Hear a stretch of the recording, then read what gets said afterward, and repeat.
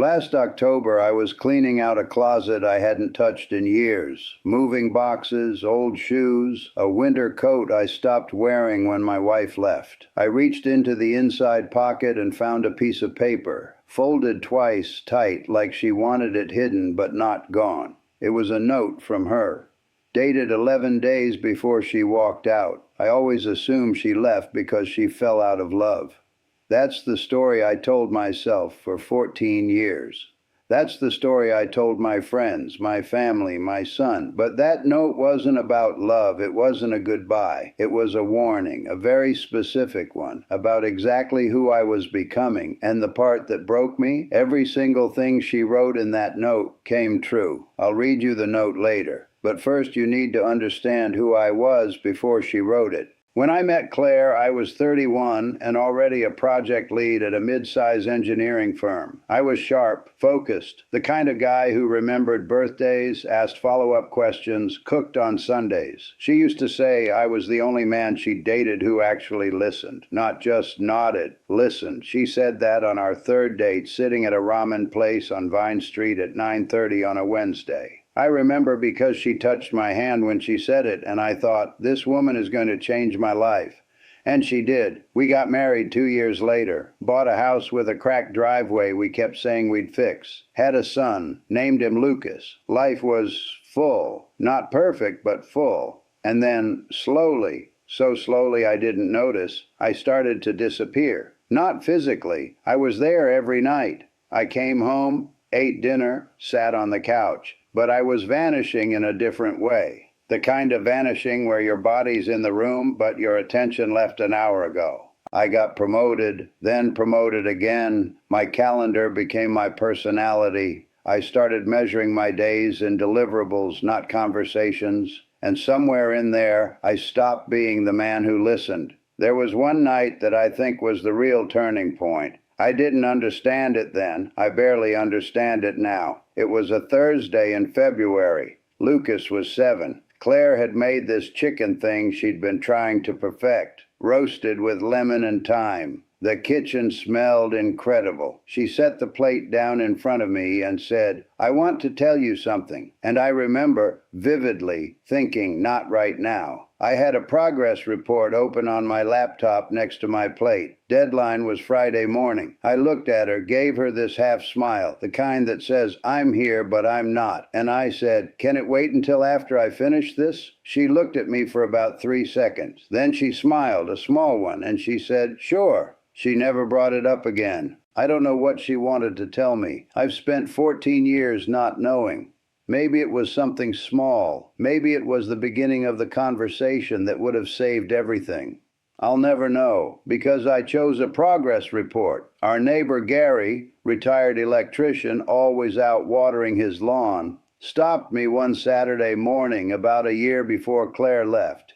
He said, your wife was sitting on the porch last night, just sitting, 11 o'clock. No book, no phone, just sitting. I laughed and said, yeah, she loves the quiet. Gary didn't laugh back. He just squinted at me the way older guys do when they know something you don't. He said, my ex-wife used to do the same thing. Right before she left, she'd sit alone on the steps and just stare. I thought he was projecting. I thanked him and went inside. 14 years later, Gary's the smartest person I ever ignored. I want to tell you about the morning she left, but there's something that happened a few weeks before that you need to hear first. 3 weeks before she left, Claire asked me to come to Lucas's school play. 2nd grade. He was playing a tree. He had one line, and he'd been practicing it every night at dinner for 2 weeks. The play was at 4:30 on a Tuesday. I told her I'd be there. I put it in my calendar. At 3:15, a client call ran long. At 3:45, my boss asked me to stay for a debrief. At 4:10, I texted Claire, running late, save me a seat. I never went. I got home at 7. Lucas was already in his pajamas. He looked at me from the hallway and said, it's okay, Dad. Mom recorded it. He wasn't angry. That's what destroyed me later. He wasn't even surprised. A 7-year-old had already learned not to expect me to show up.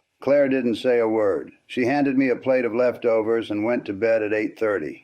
A week later, a colleague named Darren, good guy, 10 years older on his second marriage, pulled me aside after a meeting. He said, "Can I tell you something nobody told me?" I said, "Sure." He said, "When your wife stops fighting with you, that's not peace. That's preparation. She's building her exit in her head, and she's testing whether you'll notice she stopped trying." I told him Claire and I were fine. We didn't fight. He just nodded, slowly, like a man watching someone walk toward a cliff and knowing they won't listen. He was right. We didn't fight. We didn't do anything. And that was the whole problem. March 7th, a Saturday. I woke up at 6:40 to a quiet house. No coffee smell, no radio in the kitchen. Lucas was at my mother's for the weekend. I walked downstairs and found her car gone, 2 suitcases gone, her toothbrush gone. On the kitchen counter there was a single sheet from a legal pad held down by the salt shaker. 3 lines. "I love you, but I can't keep living next to someone who isn't here. I'm going to my sister's. Please don't call tonight. I'll reach out when I'm ready."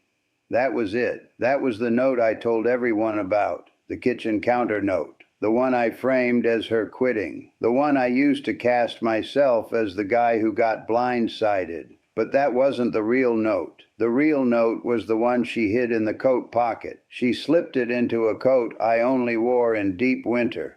The navy wool one in the back of the closet. She knew I wouldn't find it for weeks, maybe months, maybe never. It took 14 years. I'm going to read it to you now. Not the whole thing, some of it is too personal, and my hands were shaking the first time, so I only got through it twice.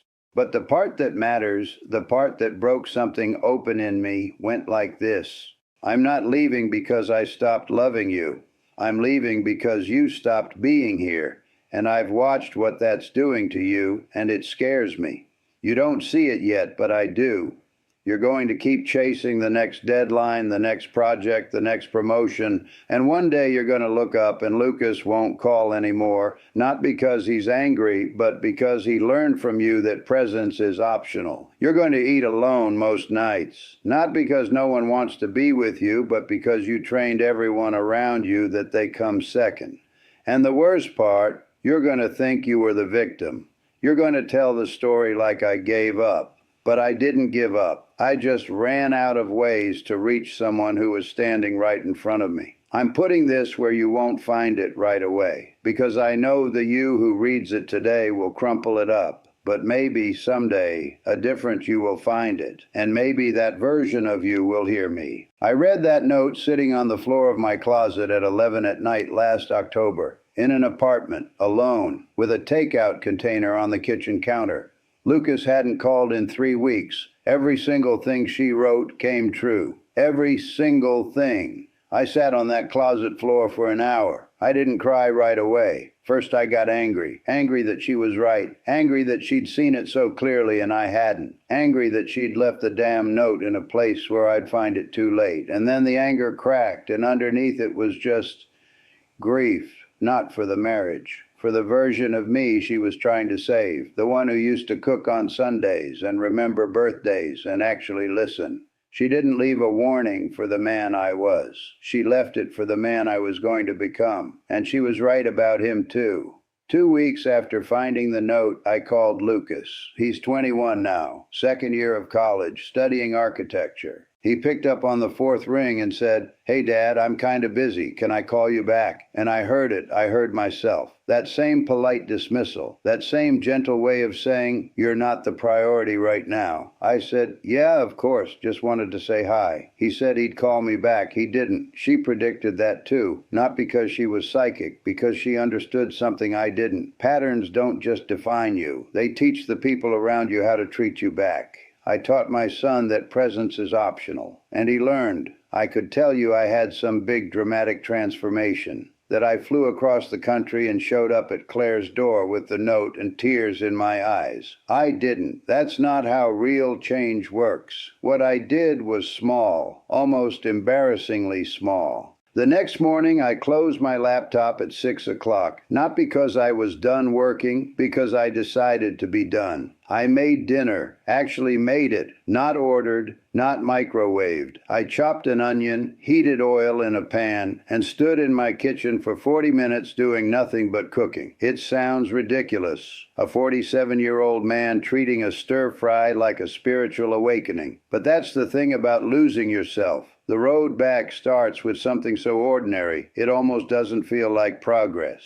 The next day I texted Lucas, not call me when you can. I sent him a photo of a building I walked past that reminded me of something he'd sketched in high school. No pressure, no ask, just, I was thinking about you, and here's proof. He texted back 3 hours later with a smiley face. That's it, one emoji, but it was the first time he'd responded in a month. A week later, I texted him again, a question about a professor he'd mentioned once, months ago. He sent back 4 sentences, the most I'd gotten in a year. I'm not going to pretend that fixed everything. It didn't. We're still careful with each other. There are silences that feel like scar tissue, but the direction changed. And that's the part nobody tells you about broken things. You don't fix them all at once. You just stop breaking them a little more each day. I never called Claire about the note. I thought about it. I drafted texts I deleted. Part of me wanted her to know I finally heard her, but I think she already knows, because the note wasn't really for me then. It was for me now. She wrote it to a future version of me that didn't exist yet, and that might be the most loving thing anyone's ever done for me, to leave a message for someone she hoped I'd eventually become.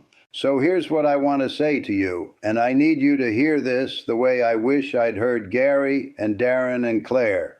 If there's someone in your life right now who stopped fighting with you, don't celebrate the peace. That silence might not be acceptance. It might be someone quietly packing their bags in their mind. And if you're sitting there thinking, my relationship is fine, we don't argue, ask yourself, when was the last time your partner tried to tell you something and you actually stopped what you were doing to hear them? Not nodded, not half listened with a screen in your hand, actually heard them. If you can't remember, that's your answer. Tonight, not tomorrow, tonight, put your phone in another room for 1 hour. Sit with the person you love. Don't plan a conversation. Don't make it a big thing.